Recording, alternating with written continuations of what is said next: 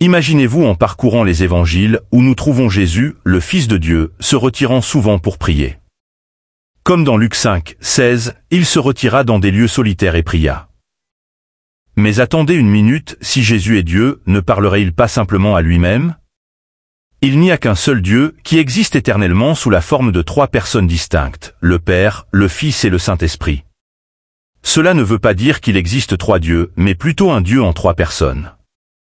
Tout comme l'eau peut être de la glace, un liquide ou de la vapeur est resté de l'eau, Dieu est Père, Fils et Saint-Esprit est toujours un seul Dieu. Maintenant, dans cette compréhension, une question se pose qui a intrigué beaucoup. Si Jésus est Dieu en tant que partie de la Trinité, pourquoi avait-il besoin de prier? Cette question touche au cœur du ministère et de la mission terrestre de Jésus. Jésus, pleinement Dieu et pleinement homme, passait du temps dans la prière. Voyons comment vos prières révèlent votre relation avec le Père, remplissent votre rôle sur terre et nous enseignent la nature de la communication avec Dieu. Jésus est quelqu'un d'extraordinaire et unique parce qu'il est à la fois Dieu et une personne comme nous. Cela signifie que Jésus est Dieu à 100%, il peut faire des choses que seul Dieu peut faire, comme des miracles spéciaux et uniques, sauver les gens. Mais il est aussi 100% humain, il a ressenti la douleur, la faim et est mort. C'est comme avoir 2 ensembles complets de tout chez une seule personne. Imaginez avoir tous les super-pouvoirs, mais aussi vivre comme une personne normale, traversant tout ce que nous avons vécu, sauf qu'il n'a jamais rien fait de mal. La nature de Jésus est l'un des mystères centraux de la foi. C'est en comprenant à la fois sa divinité et son humanité qu'il a accompli à travers sa vie, sa mort et sa résurrection. Jésus nous a montré la meilleure façon de parler et de vivre dans la dépendance de Dieu dans le Père. Jésus a vécu d'une manière qui nous a montré qu'il n'a rien fait de sa propre initiative. Il dit, en vérité, je vous le dis, le Fils ne peut rien faire de lui-même, mais seulement ce qu'il voit faire le Père. Car tout ce que le Père fait, le Fils fait de même, Jean 5, 19. Et quand les choses sont devenues vraiment difficiles, juste avant d'être emmené sur la croix, Jésus a prié intensément. Il dit, Père, si tu le veux, éloigne de moi cette coupe. Mais que ce ne soit pas ma volonté, mais la vôtre, Luc 22, 42. Cela montre qu'il faisait plus confiance au plan de Dieu qu'à ses propres sentiments, même lorsqu'il avait peur. Un autre objectif des prières de Jésus était d'enseigner à ses disciples comment prier. Jésus n'a pas gardé secrète sa vie de prière, il l'a partagée avec ses amis, les disciples.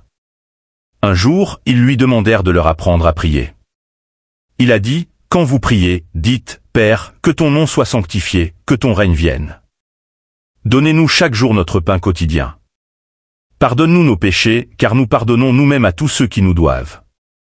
Et ne nous induis pas en tentation, Luc 11, 1-4. » Dans cette simple prière, connue sous le nom de notre Père, Jésus leur a montré que prier, c'est parler de tout à Dieu, dire que son nom est spécial, demander ce dont nous avons besoin, demander pardon pour les erreurs que nous commettons et demander de l'aide pour vivre. Correctment. De cette façon, les prières de Jésus sont pour nous un guide parfait sur la façon de vivre près de Dieu, de lui parler de tout et de lui confier nos vies. Un autre objectif des prières de Jésus était l'expression des émotions et des besoins humains. Jésus nous a montré qu'il ressentait les émotions et les besoins humains comme chacun d'entre nous. Voici quelques façons dont il a exprimé ces traits très humains. Tristesse et angoisse, dans un jardin appelé Gethsémani, qui est comme un lieu paisible, un parc plein d'oliviers, Jésus a ressenti une tristesse très profonde, celle qu'on ressent quand on a le cœur si lourd qu'on a du mal à le porter. La Bible dit, alors il leur dit, « Mon âme est accablée de tristesse jusqu'à la mort. Reste ici et veille avec moi, Matthieu 26, 38. Imaginez Jésus, connu pour guérir et aider les autres, maintenant submergé par un chagrin si profond qu'il pensait que cela pourrait presque le tuer. Il s'avança un peu plus loin dans le jardin, tomba la face contre terre en prière à Dieu et dit, « Mon Père, si cela est possible, que cette coupe me soit ôtée. Mais que ce ne soit pas ma volonté, mais la vôtre. » Matthieu 26, 39. Cette coupe dont il parlait était comme un symbole de la tâche difficile qu'il savait devoir accomplir, mourir sur la croix. Il ne voulait pas souffrir. Jésus, le Fils de Dieu, était toujours disposé à faire la volonté de Dieu. Il recherchait force et conseil dans la prière, comme nous le voyons dans Luc 6, décembre 2013. Il a passé toute la nuit à prier Dieu avant de prendre une décision importante, choisir ses 12 apôtres les plus proches qui l'aideraient à partager ses enseignements. Cette nuit de prière n'était pas seulement une brève conversation, mais des heures de recherche d'aide et de conseils. Jésus n'était pas seulement une figure spirituelle, mais aussi une personne qui ressentait de profondes émotions et avait des besoins comme tout le monde. Il a ressenti une tristesse accablante et a cherché des conseils dans des endroits calmes, montrant ainsi qu'il est normal que nous fassions de même lorsque nous sommes confrontés à des moments difficiles ou à des décisions importantes. Jésus a vécu la vie humaine parfaite, accomplissant toute justice. Cela signifie qu'il a vécu dans une obéissance et une soumission totale à Dieu, son Père, ce que nous avons du mal à faire chaque jour.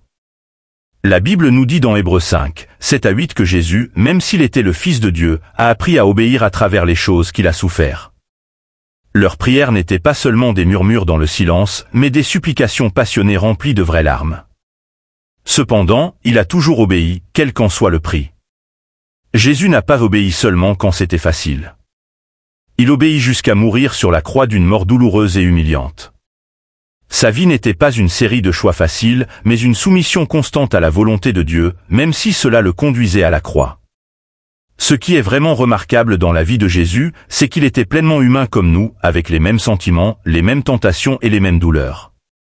Cependant, contrairement à nous, il n'a jamais failli à son obéissance et à sa soumission. La vie parfaite de Jésus est importante parce qu'il a fait quelque chose d'extraordinaire pour nous. Là où nous ne parvenons pas à être justes, votre vie nous offre la chance d'être considérés comme justes devant Dieu. C'est comme s'il avait passé l'épreuve de la vie et l'avait réussi avec les honneurs en notre nom. Alors quand on croit en lui, c'est comme si sa note parfaite était créditée à notre palmarès. La prière de Jésus tout au long de sa vie n'était pas simplement quelque chose qu'il faisait par devoir religieux ou comme une démonstration publique.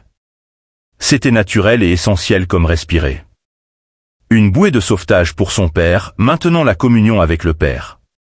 Pour Jésus, la prière consistait à rester connecté. C'était comme un lien indestructible entre un enfant et un parent. Même s'il était le Fils de Dieu, il parlait toujours à Dieu, montrant qu'il dépendait de cette connexion pour sa force et sa direction. Cela nous apprend quelque chose de puissant sur la prière. Il ne s'agit pas de demander des choses, il s'agit de garder notre relation avec Dieu fraîche et vivante.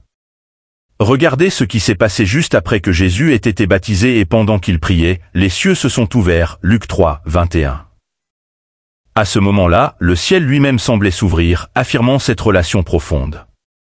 Jésus était en contact constant avec son Père et c'est au cours de ces conversations que des choses incroyables se produisaient. Des décisions ont été prises, de la force a été donnée et de l'amour a été partagé. La prière était aussi un acte d'amour et de confiance au sein de la Trinité, Père, Fils et Saint-Esprit. Jésus, étant Dieu, a exprimé sa confiance dans le Père par la prière. Par exemple, alors qu'il était sur le point de ressusciter Lazare, il dit « Père, je te remercie de m'avoir entendu.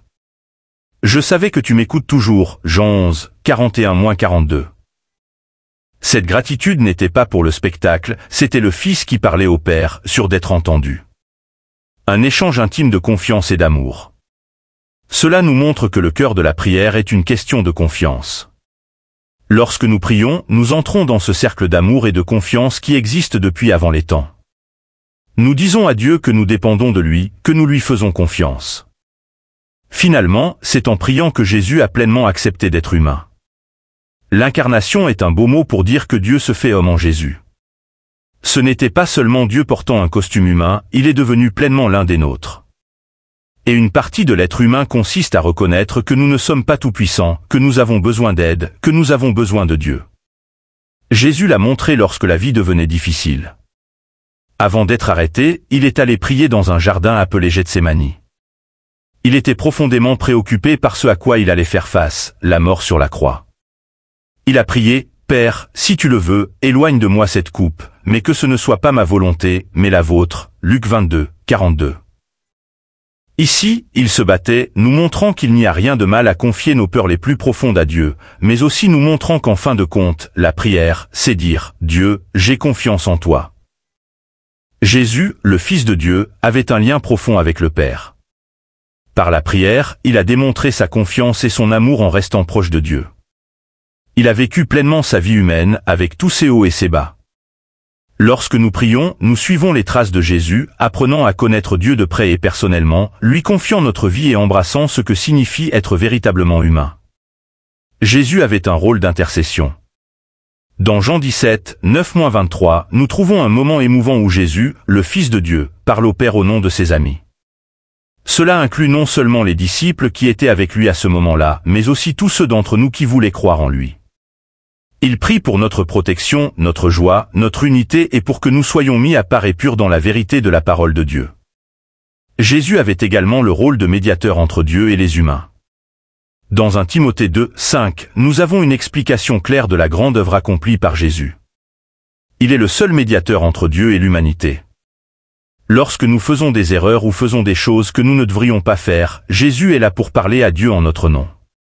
C'est comme s'il disait, « J'ai déjà résolu ce problème, Père, j'ai payé le prix de vos erreurs. » La prière est comme un lieu de rencontre secret où nous nous asseyons avec Dieu pour parler de tout ce qui nous tient à cœur, y compris du grand travail qu'il a pour nous. C'est là que nous trouvons la force de faire des choses qui semblent trop grandes pour nous, de choisir les bons amis pour nous aider et même de faire des choses incroyables qui montrent à tout le monde à quel point Dieu est grand. Imaginez être tellement stressé et inquiet que vous transpirez comme s'il pleuvait sur votre front. C'est ce que Jésus a ressenti une nuit lorsqu'il a su qu'il devait traverser quelque chose de très difficile. Alors, qu'est-ce qu'il a fait? Il n'a pas seulement essayé d'être courageux seul, il a prié. Et pendant qu'il priait, un ange du ciel lui apparut et lui donna de la force. Choisir votre équipe est super important. Vous voulez des amis qui seront avec vous contre vent et marée. Jésus avait une décision importante à prendre lorsqu'il choisissait ses disciples. Ce sont ces hommes qui continueront son travail après son départ. Il n'a donc pas choisi n'importe qui, il a passé une nuit entière à en parler à Dieu. Il y a des moments où vous avez besoin que quelque chose d'énorme se produise, comme un miracle réel. Lorsque Jésus était sur le point de ramener d'entre les morts son ami Lazare, il ne s'est pas contenté de claquer des doigts. D'abord, il a parlé à Dieu. Il remerciait Dieu de toujours l'écouter, ce qui était comme un fils remerciant son père d'être toujours là.